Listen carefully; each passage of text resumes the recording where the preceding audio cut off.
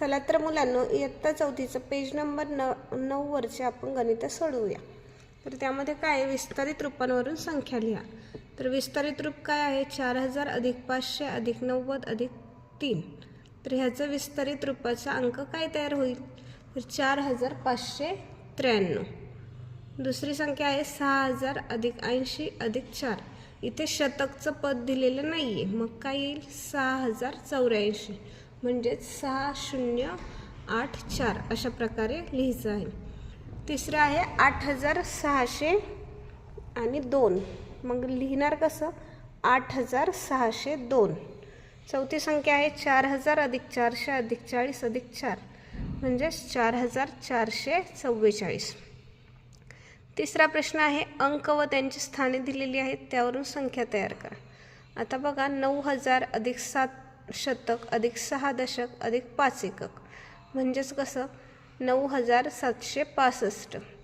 दुसरं काय आहे 6000 3 शतक अधिक 0 दशक आणि 4 एकक, ही संख्या कशी लिहिणार, तर 6304।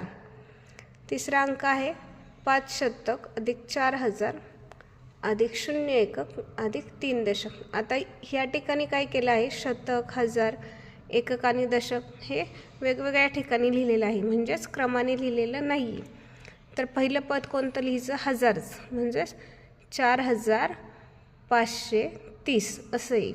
हजार नंतर शतकचं पद घ्यायचं, त्यानंतर दशकचं, त्यानंतर एककचं, त्यानंतर 5 एकक अधिक 7 दशक अधिक 0 शतक अधिक 8000, मग हे कसं येईल 8075।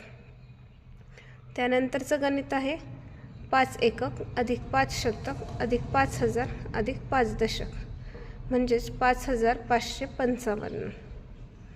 खालील संख्यामधील अधोरेखित अंकाची स्थानिक किंमत लिहा। आता अधोरेखित अंक काय आहे, 2345 या संख्येमध्ये 2च्या खाली अंडरलाईन केलेली आहे, तर त्याची किंमत काय येईल 2000। दुसरा अंक आहे 7777, तर यामध्ये 7च्या खाली अंडरलाईन केली आहे, 2 नंबरच्या 7 खाली केली आहे, म्हणजे त्याची किंमत येणार आहे 700। तसंच 3150 मध्ये 1च्या खाली केली आहे, त्याची किंमत येणार आहे 100। 4708 मध्ये 0च्या खाली केली आहे, त्याची किंमत येणार आहे 0। तर 9392 मध्ये 9च्या खाली केली आहे, त्याची किंमत येणार आहे 90। तर 5454 याच्या खाली 5 खाली केलेली आहे, तर ह्याची किंमत येणार आहे 50। अशा प्रकारे व्हिडिओ